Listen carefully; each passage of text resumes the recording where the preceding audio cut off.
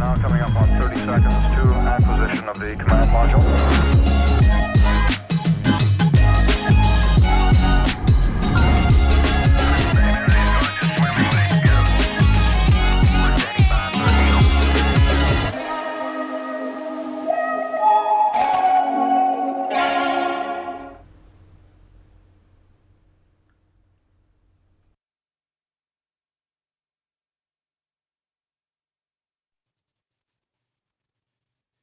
Hi everyone, my name is Utarina Ramondo. Welcome to today's episode of IMAGI-NATION Labs. I'm from South Africa, in Limpopo, Venda, and yeah, that's where I'm from. And I work for AIM. I've been with AIM for over 4 years now, trying to make sure that we impact the community by advancing education and creating equality throughout. Today we are talking about bringing students, teachers, principals, executives, and citizens to create a fairer world through unlikely connections with AIM Ambassador Program. We are joined today by some of the people who have been participating and are also going to participate in the program for 2022. And we are going to be harnessing imagination and building bridges to equality. So with me today is the smiley face, the enigmatic Shaka Ranyanga, who is the co-host for today. Shaka. Thank you, Butali. My name is Shaka Ranyaga Farid. As Butali has said, I'm meeting you from the land of the Baganda in the central region of Uganda. Uganda is a small country in East Africa. To tell you a little bit about myself, I joined AIM about 5 years ago as the first golden ticket winner when AIM decided to go global. And 4 or 5 years later, I'm the co-CEO of AIM. I ran the program as a university student. And today I have the opportunity to be part of this platform, creating unlikely connections. Today we have guests joining us from across the continent of Africa, and we are going to begin with our 62nd principal challenge.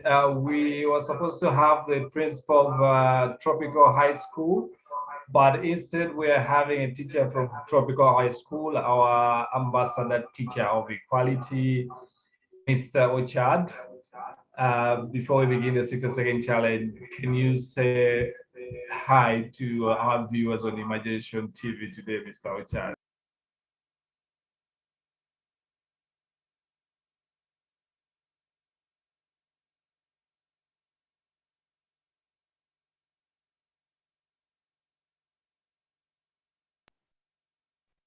Mr. Ochad is on mute, but he's trying to unmute. Yeah. Yes. Hi, viewers. My name is Ochad Moses. I'm a teacher at Tropical High School. Tropical High School is found in Kampala, capital city of Uganda. I'm glad to be part of this conversation. Thank you, Mr. Ochad. And I will go straight into it. Our first question, clock ticking.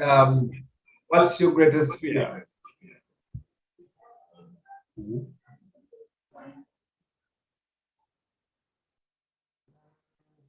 What do you Pardon, I didn't hear the question properly. What's the first question is, what's your greatest fear? I don't think I have one. That's a bit challenging. My greatest fear is death. Interesting. I fear death so much. Yeah. Thank you so much. So the next question is, on what occasions are you out of your comfort zone? When I have a lot of work to do. When I have a lot of work at my table, marking, doing this, I don't feel okay at all. So when I'm done with all my assignments, that's when I feel at peace.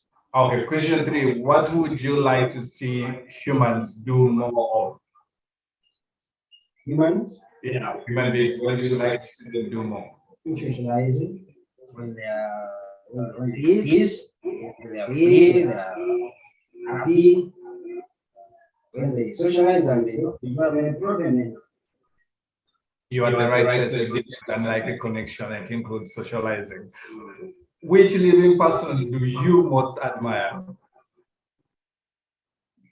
my parents, leaders.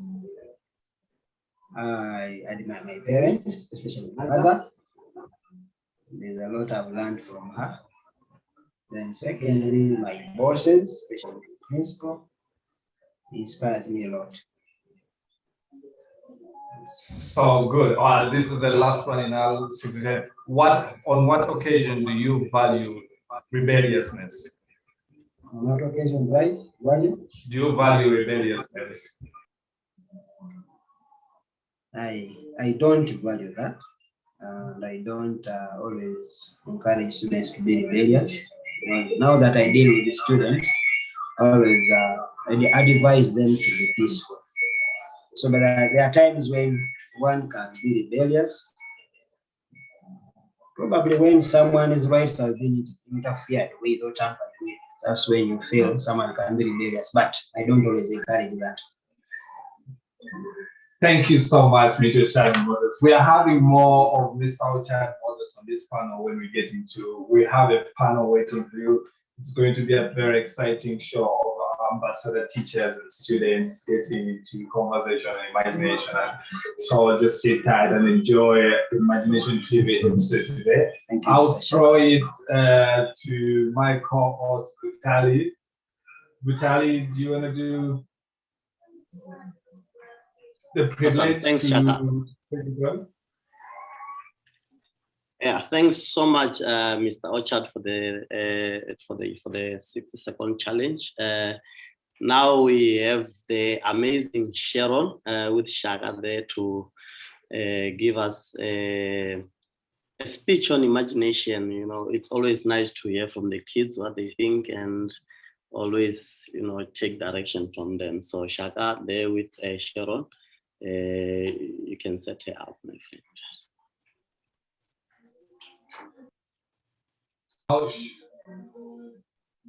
Thank you, Vitaly. So I'll take the back seat and Sharon takes the stage because she's the one giving us the imagination speech.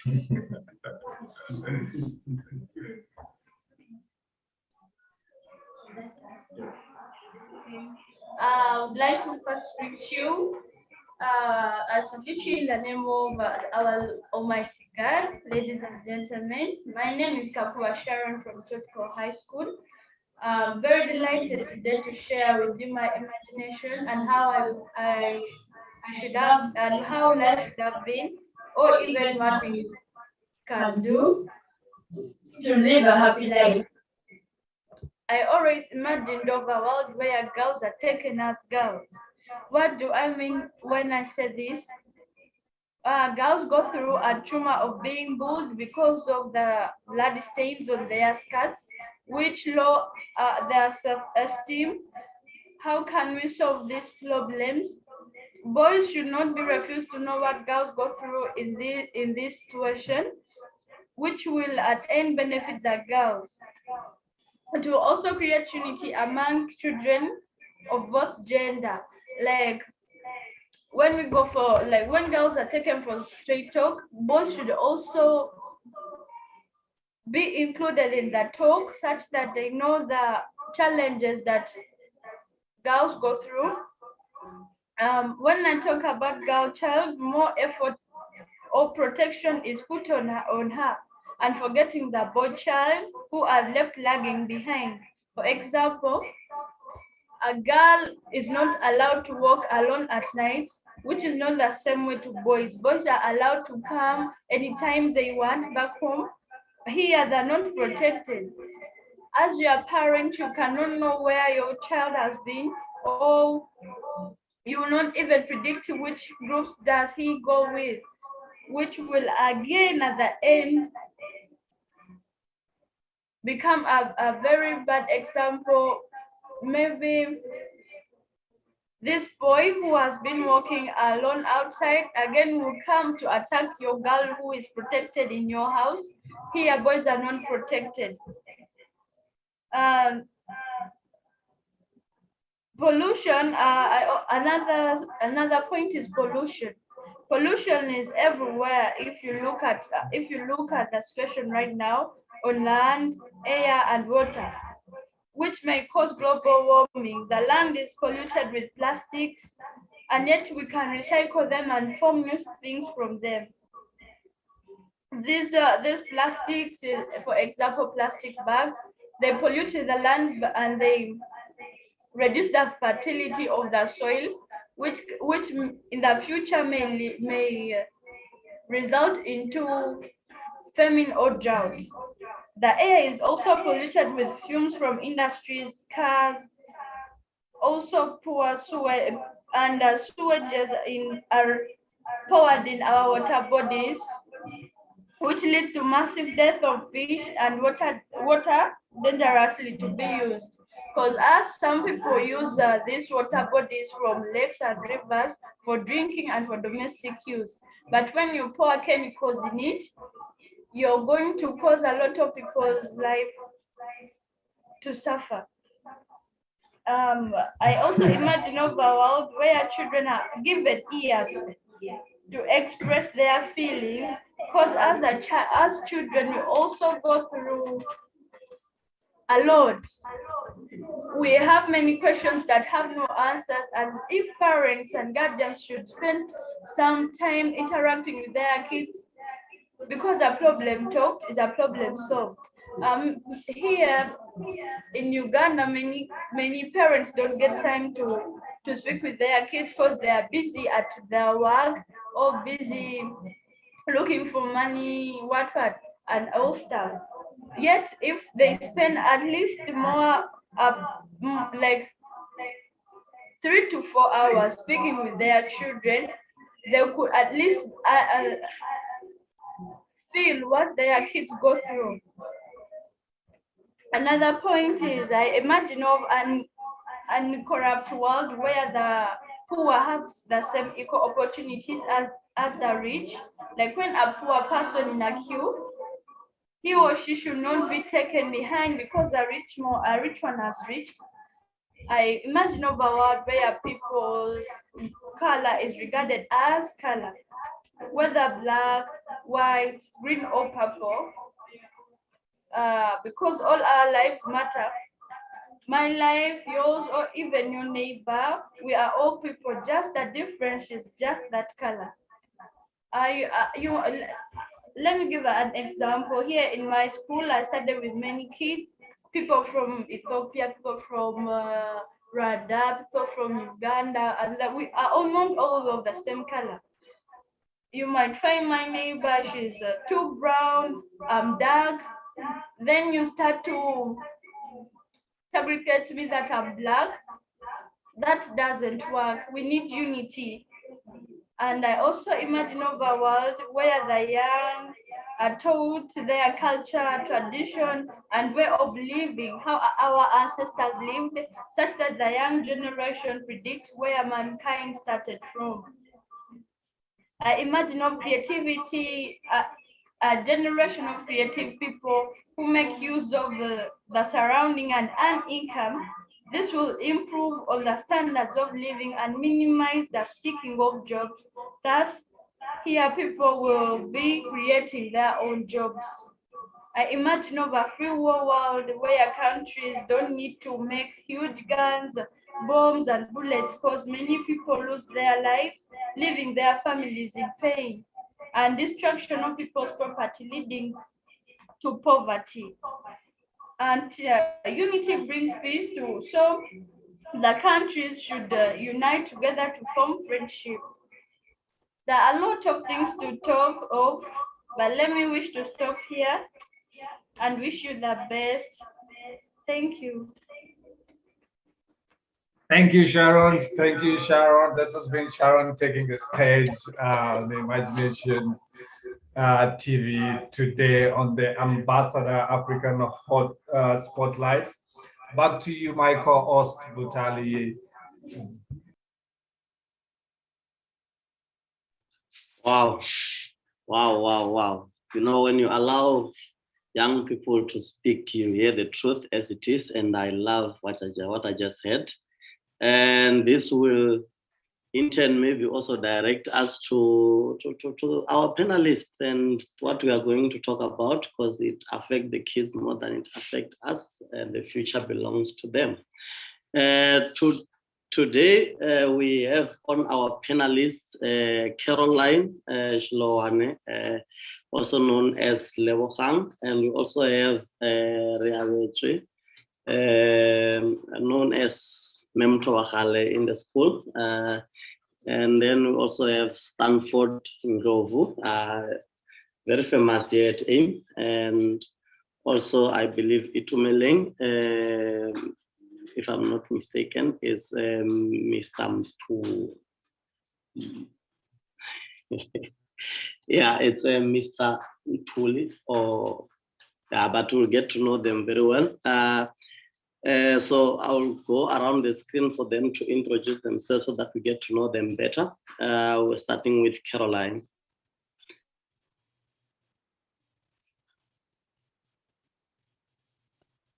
Hi, everybody. Am I visible? Am I audible?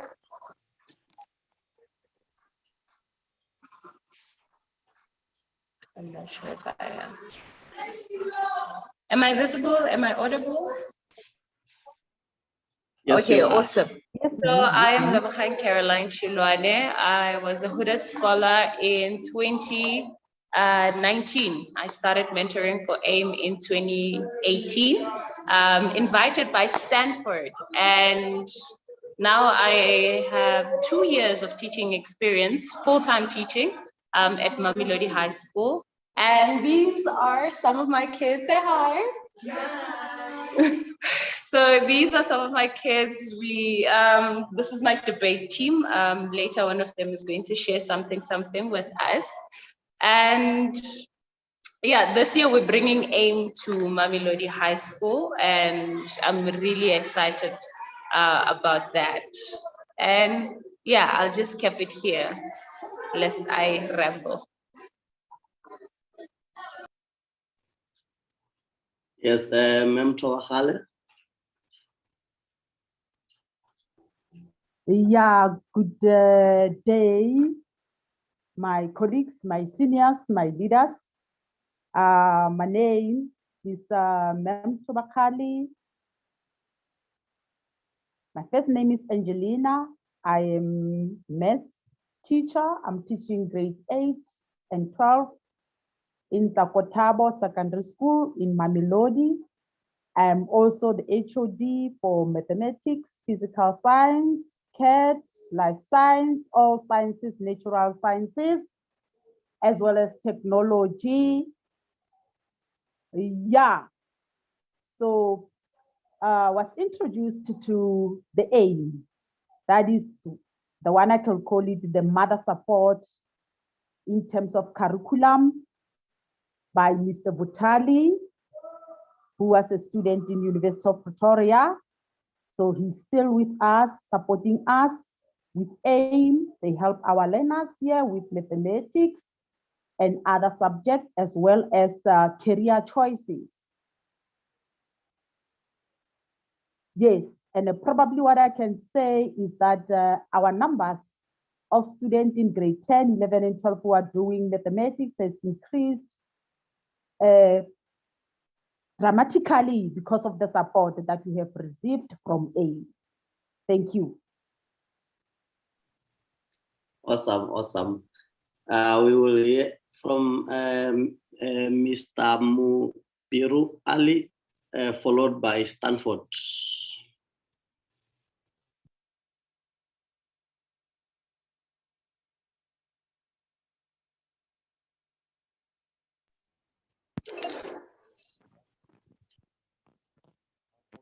I'm a student. I'm a ambassador at High School.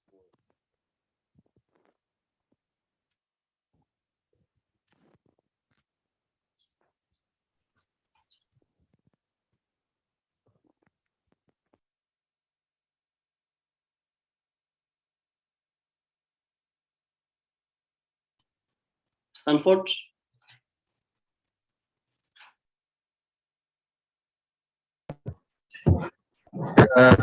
Because of the time zones, I'll just say hello everyone, because it's not everywhere to say everyone is behind with 15 minutes in a different time zone.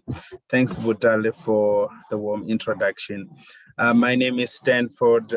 Some of you might know me, but I'm sure Caroline know me very well, because I mean, we are teachers and a lot of things are following us.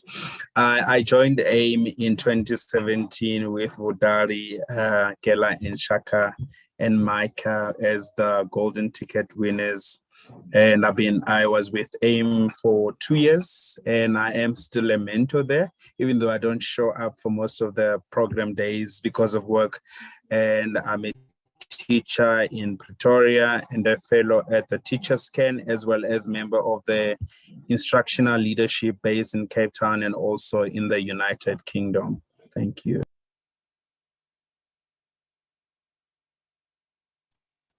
Awesome, awesome.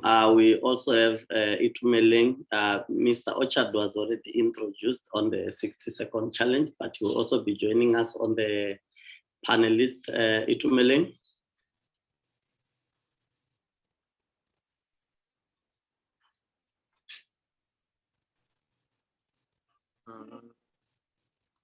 Can you just hold a minute for us? Hi, Mr. Barry. Hi, how are you? I'm okay, fine. All right. Okay, thank you very much for your host. I hope I'm audible enough. Apparently, this was supposed to be Mr. Lituli, so I'm on his behalf. He's not available at this moment. Can you hear me? Introduce yourself. Okay. Yes, I go by the name of Frank Murutwa. I'm a fourth-year student teacher at Tshwane University of Technology. Right now, I'm doing my practicals at Tsagotabo Secondary School.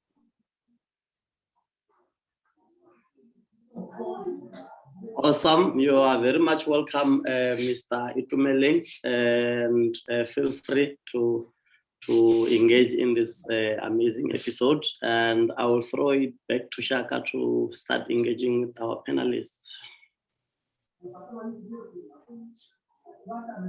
Thank you, Vitaly, and thank you all our teachers for coming on the panel and being part of this conversation as we try to imagine what new can we do with education to become more equal. The first question will go to Stanford. You'll be the first on the panel. So the first question is like, how can schools be made fairer and more inclusive from within?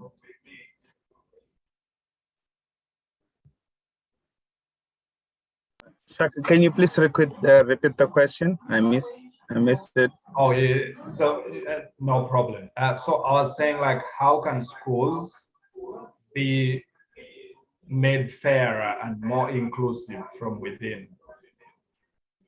From within. Yeah. Oh, okay. Oh wow, a tough one. Early in the morning.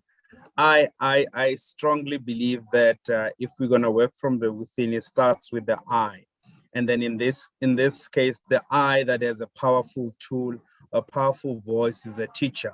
If I, ex-teacher in my classroom, I push for compassionate teaching, I promote inclusivity, and I'm intentional about it, because there are so many things that I see happening at the school settings, the equity versus equality.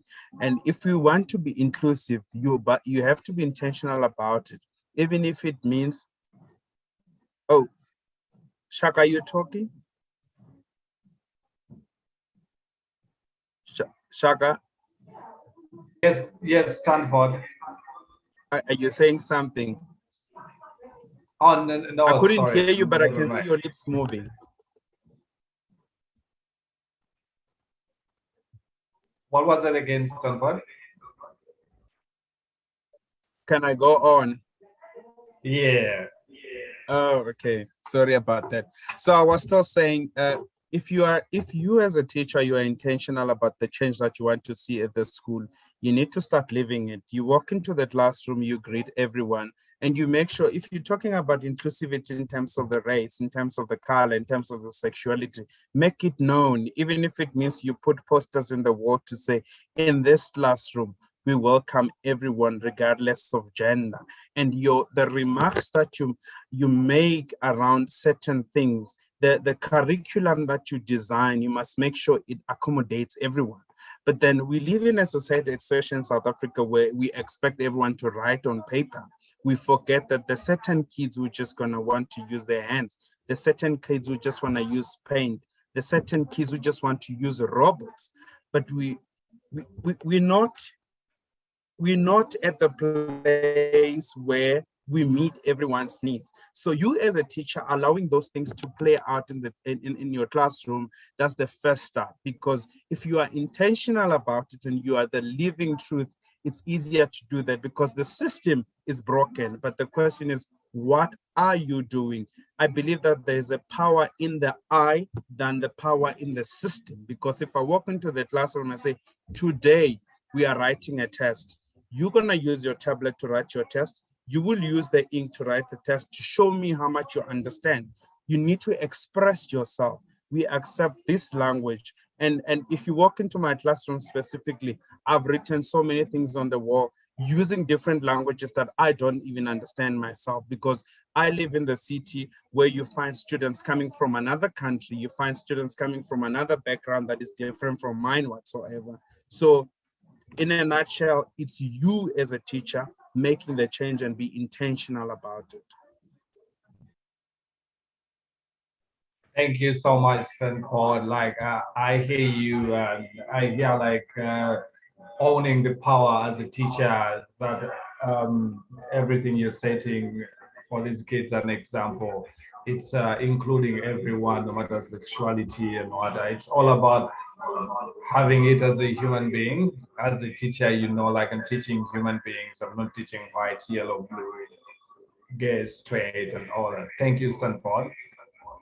I think the next question in the panel will go to Mr. Ochad, who actually I'm in the same room with.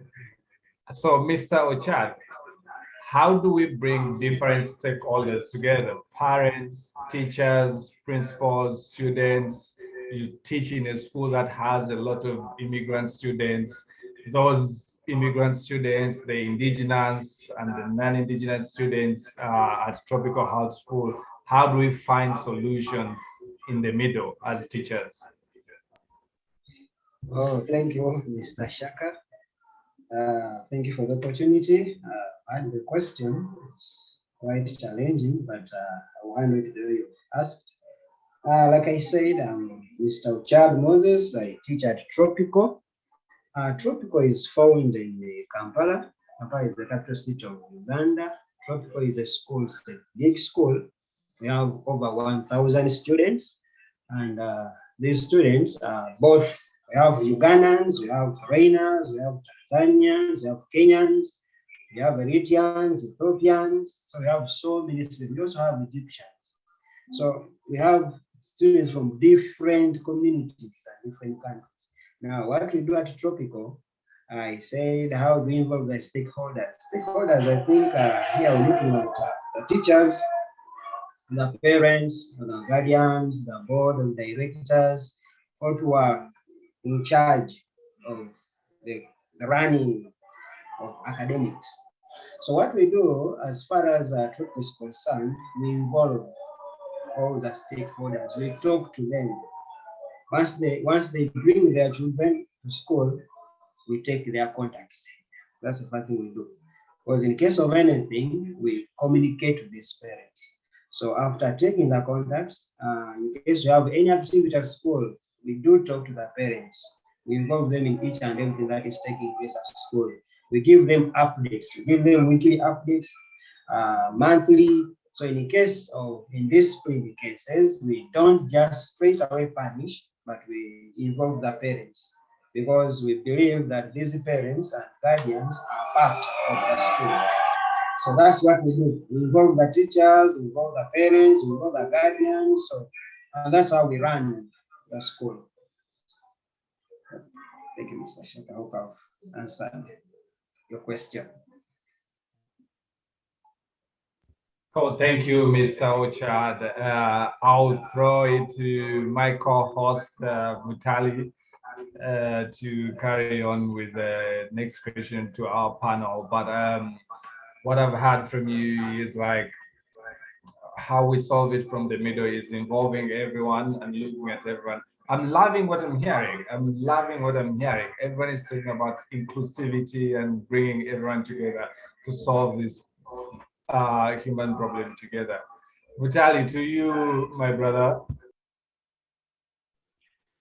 Yes, thank you, Shaka. That was an amazing insight into inclusivity, So this one is going to Lebogang, probably because I know she's a storyteller. She has been pushing debate for a long time. So I want to know from her, sharing with the group here, what role does storytelling play in all of this? So in all that we are talking about today, what role does storytelling play?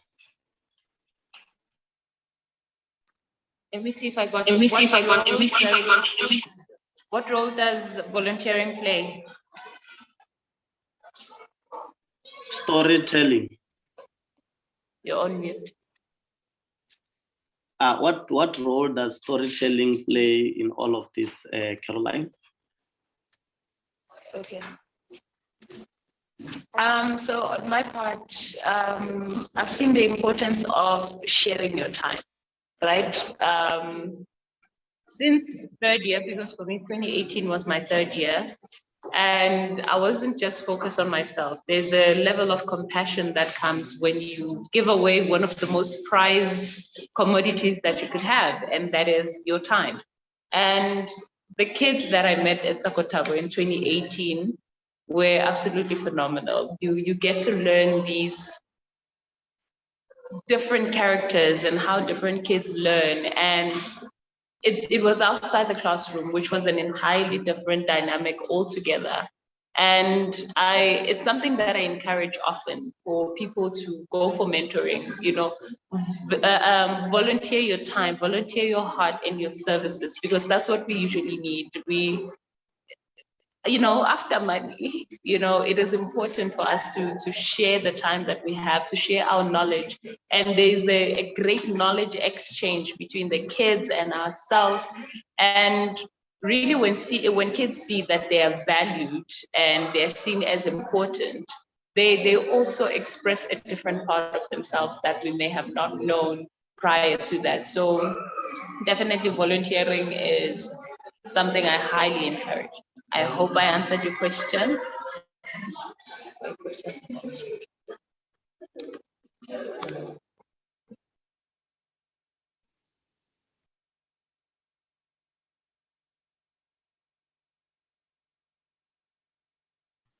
Thanks, Caroline.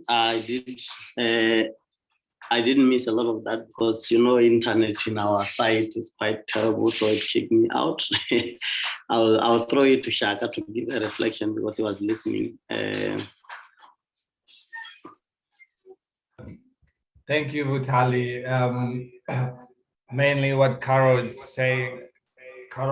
saying is like what we do at AIM, mentoring and what plays a big part in bringing storytelling in the teaching process, how she brings the storytelling in it. So I guess what I'm hearing is like as teachers at some point feel like mentors, and it's so interesting because at some point in as a mentor, I feel I sometimes feel like a teacher. But to move on to our next panelist, I think this will go to Itumulenge. And the next question on the panel is how or who takes ownership and responsibility?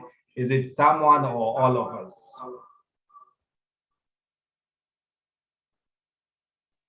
It's a relationship, so it has to be all of us. We can't just take all the burden and place it on one person, but it's an interchangeable shared responsibility as well. Thank you, Caroline. Thank you so much. I think the kids in South Africa are likely to have you as a teacher. So this time around, on the next on the panel, we're going to have a student, our future student ambassador, Mubiru Ali. And the question to you, Ali, as a student, what does an ideal classroom or school like? What does a school look like to you? What's ideal? What should a classroom be like? Think imaginatively, like what's the ideal classroom for you as a student? Thank you. My class, yeah?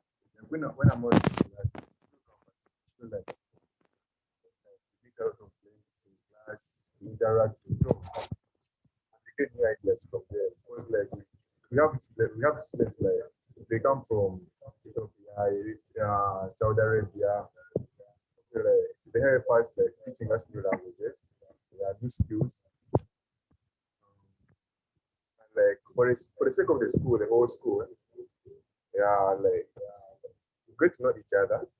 Although we are in different classes, like during lunchtime, we get a chance to talk and share and spread love. Yeah.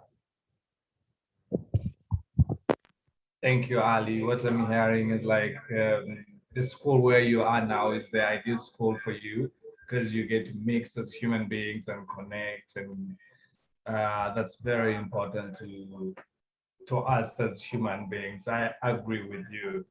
And so our next panelist who will be teacher Lebutwe. So I'm sorry if I didn't mention the name well. The real Lebetwe, is that how I say the name? I'm sorry if I'm saying it wrong. I have a hard time mentioning it. Ria Betwi. Leah Betty, did I get it? This is a failure time. Miss Tubakali. Miss Tubakali. So thank you so much. So our next question is to you. How do you get people to adopt to the design of teaching or the design of what you're doing? How do you get people to adopt to it? I think, I'm sorry, I think I'm not going to be long. It takes the heart of a person to achieve whatever you want to achieve. You know, hence I said I am a maths teacher. So in some of the topics that we call it Euclidean geometry, we talk about imaginary things. So we make imaginary things being tangible things or the real things. As soon as you set a goal and you tell yourself that you want to reach there, I believe that is possible to everyone. And as educators, we do have a lot of roles that we do: support the student, we mentor the student, we are pastors, we are parents, we are teachers. So the aim, the center person here is the student. So as long as you put in your mind all those things, and now you said that I want to achieve this, I want to reach 80% in of student pass percentage, and you engage the parents, you engage the students, you engage all the stakeholders, and you show them your aim, I think everything is possible to be reachable. That is my thinking. Thank you so much. And all I I'm don't know hearing whether is like the whole design Yeah. should be involving everyone. You should, as a teacher, you become, you have different personalities. I love that. I love to live like those different personalities as a pastor, as a parent. I think I'm going to try that. Maybe I should become a teacher. I wonder what kind of teacher I will be. But all I'm hearing is like, as you're designing, as you're working on the design, you should make sure it involves everyone and includes everyone.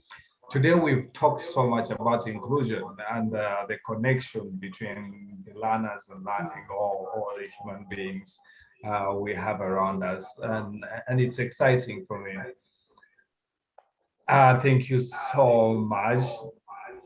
I think this is something I want to throw out to anyone in the panel to answer this.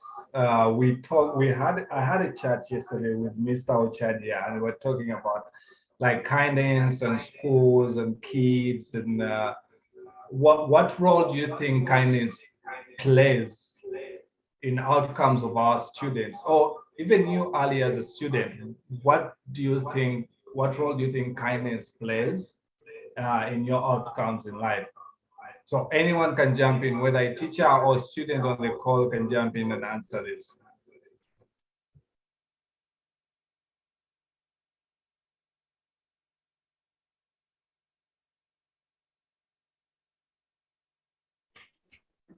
Yes, it's me again. I would like to jump into your question, Shaka. You said how kindness helps. So kindness, first of all, unites us together. For example, when I'm kind, it will be easier for you to come and approach me to ask for something. And when I give it to you, this creates love between us and peace. You will not come another day to fight me or to shout to me, because you know I'm your friend. In any situation, I'll help you. That's how I think kindness helps in. Thank you, Sharon. Anyone else want to jump in? Thank you, Sharon. Like, so kindness is the source of peace. That's what I hear. It's what creates the peace between us as individuals. Anyone on the panel that want to jump in onto the role of kindness and add on what's Yeah, I Jumping in. think Thanks. kindness help in paving for holistic relationship, and it also enhance and strengthen the relationship between a teacher and a child. Even if a child has a personal problem, then the child will be able to come to you and tell you that, teacher, I do have problem in 1, 2, 3, 4. Social problems or academic problem. So actually, it enhances the relationship between the teacher and the learner.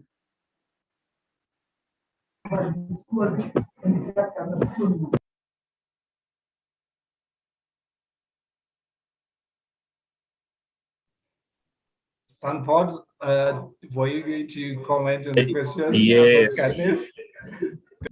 Yeah, I've been wanting to jump in, and they've already used some of my points, but I like what the previous speaker said. As a teacher, that's why you see me smiling, because I can almost see how it works out in the classroom.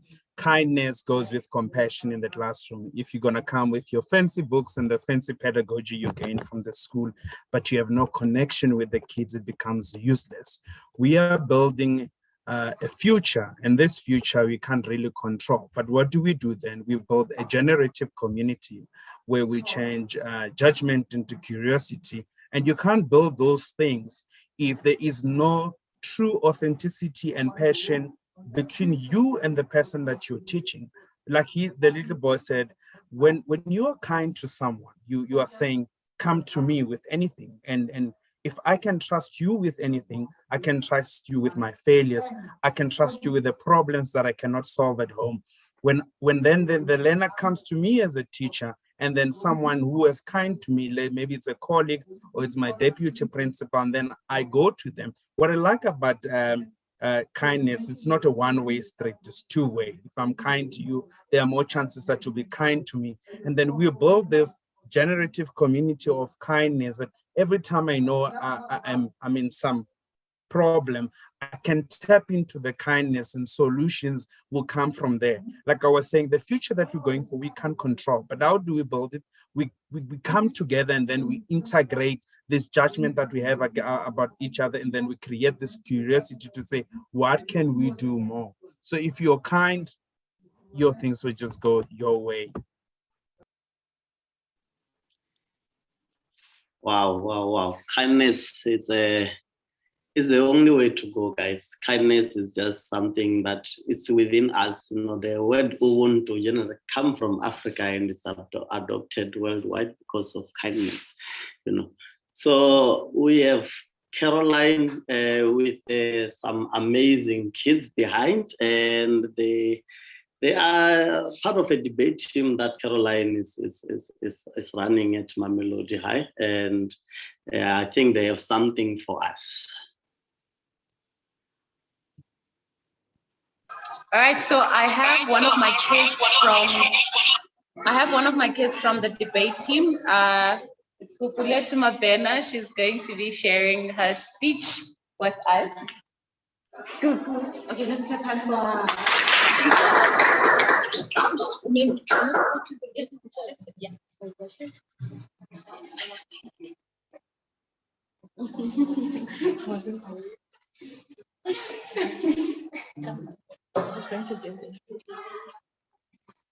Good day, everyone.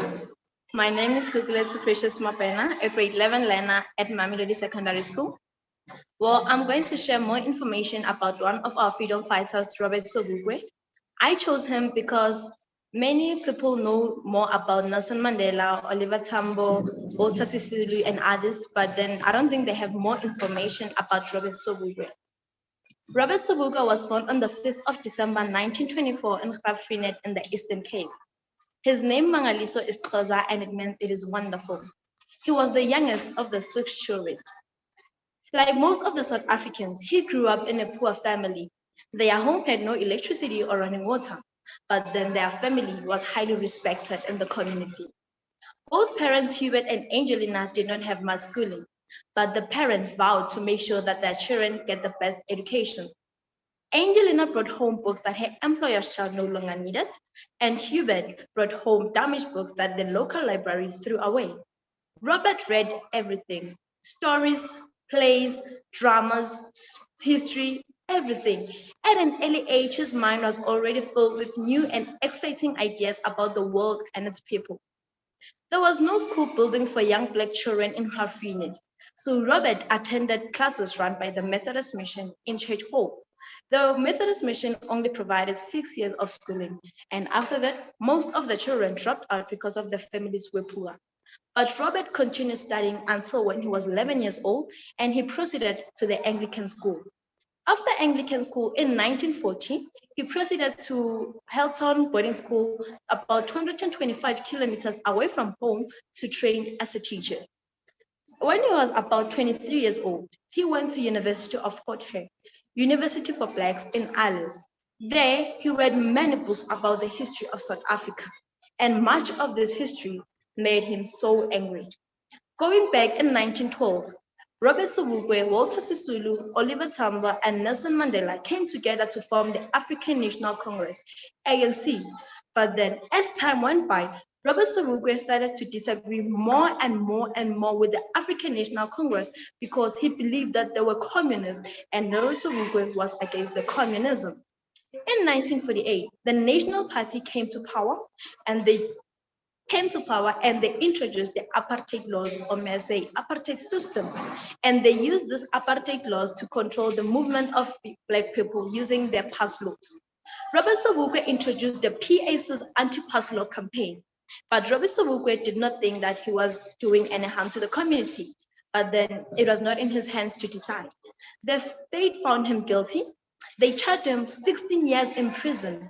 Can you imagine, for fighting for your rights? What a cruelty. The government, after imprisoning him for 16 years, they transferred him to Robben Island. Many freedom fighters like Nelson Mandela, Walter Sisulu, and others were also imprisoned in this island. After 2 years in Robben Island, he was put under house arrest in his home in Kimberley. Can you imagine a prisoner in your own house? Wow. After being imprisoned, he got very sick, where he was transferred to hospital in Cape Town, where the doctors diagnosed him with cancer. Even when he was in his deathbed, where he could not speak, where he could not move, but the two policemen watched him very steadily, monitoring each and every movement happening in his ward, monitoring each and every person coming in his ward. Robert Subuka, the day came, 1978, 27 February. The leader has fallen. The government thought that they'd taken everything away, the ideas and the words he had said to South African people. But the old and young people came to rejoice his life, from old ones who have known Subuka to the young ones who were told that he was fought for his freedom. Robert Subuka was nothing but a prominent South African political dissident and a teacher, a PAC, Pan-African Congress founder in opposition to the South African apartheid laws. Thank you.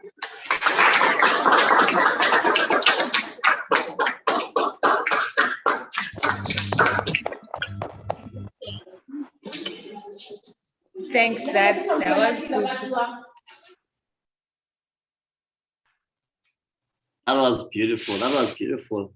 That was very, very beautiful. I love the group. I love what you are seeing there, and I've already seen connections that we will speak off the screen. But it's beautiful. It's beautiful. I have one question that I will throw to Itumeleng before I throw to the principal to give us a 6 words message to kids around the world. I want to hear from Itumeleng. What message can he give to the kids around the world from what he saw today?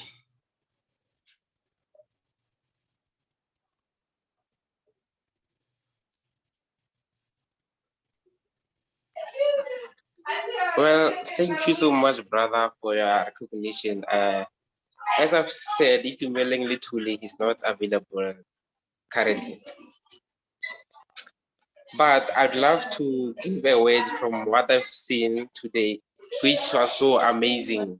The learner of Miss Caroline, such a wonderful learner with full inspiration. Learners like her, they aspire to inspire. You understand? They gather the inspirations from our old leaders, our old great leaders. I like it when she says, we know of Nelson Mandela too much, but we know nothing about our other great leaders, like Robert Subuka. To be honest, I didn't know so much about him. I didn't know so much about Walter Sisulu, about Chris Hani. Why? Because now we've been engulfed with Nelson Mandela as if he's the only hero. And then there are many heroes. There were many heroes back then. So to the learners, I would love to say, guys, let's go and learn the history of our land so that we can understand where we come from. You understand? Let's go and learn and learn and learn. Education is not only here in school. Education is not only given in a classroom. Education is everywhere. Wherever you go, you learn something. Every person that you meet, every person that you come across, they will teach you something. Irrespective of whether they are graduates nor they are alcoholic, the main fact is that they will teach you something. We need to be open-minded to this current world. I don't have much words, but thank you, brother, for your recognition. Awesome. Thank you. Thank you very much. Those are wise words, not only for the kids, but also for everyone who is watching. We will go back to Mr. Orchard, and I'll ask that he give us a 6 words message to the kids or around the world who are watching today.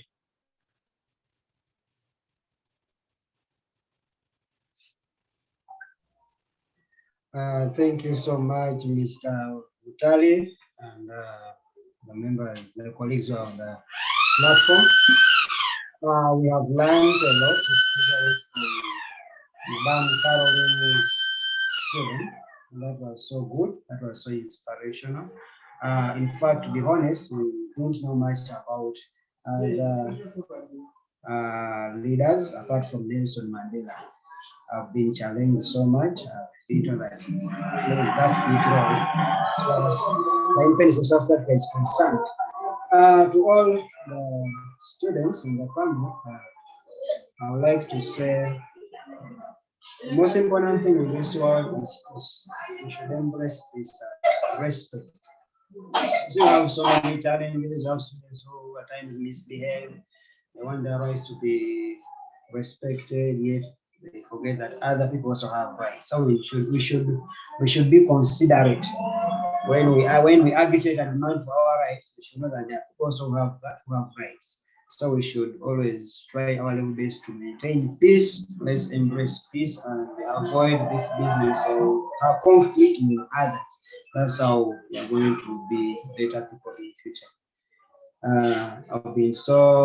I'm so happy to be part of this conversation, and I'm very sure I've benefited a lot, and my students have also benefited. Thank you so much, Mr. Butali, Mr. Shaka, and Madam Caroline, and Madam Rebeshe. Thank you so much. Thank you, Mr. Ochad. It has been an amazing, I'm literally overwhelmed by the knowledge and the vibe on the show that has been shared. It's been an amazing show, we went past the time because the conversation was so interesting. And then on the reflections, people have talked about inclusivity, have talked about when you give away your most prized commodity, which is your time. People have talked about being kind. Education is not only in the classroom, go out there and learn more. It's everywhere. And let's aspire to inspire. After money, share knowledge, and our time, when the kids see they are valued, they express a different part of themselves we may not have known before that. So so many learnings from this show. Thank you so much, our panel. Thank you so much, our students who have given us inspirational, powerful speeches and knowledge shared. To our audience, what do you think? I hope you've also gotten so much to think about and imagine a better future, as the youngsters have told us today and the teachers have shared to us. So thank you for coming on the show and sharing your knowledge around the theme of imagination and equality for the future. I would like to say goodbye. Have a good evening, have a good afternoon, have a good morning, wherever in the world you are. Thank you. See you again. Yours in Imagination, Shaka, and my co-host, Butali. Peace.